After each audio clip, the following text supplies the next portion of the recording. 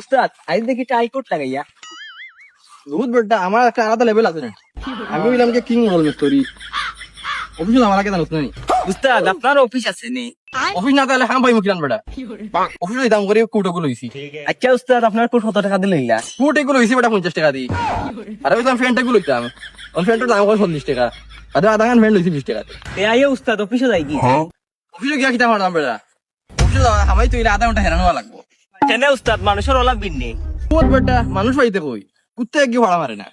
অনু কইলা উস্তাদ আমাইতে আধা ঘন্টা সময় লাগে বহুত বেটা অফিসের সামনে গাছলাম বই একদম গুলো হইছে ওই হামাই তো লেগুন পয়লা সাপরা লাগে আদাও আর উস্তাদ অফিসে গিয়া লাভ নাই কামো যাই কি চলো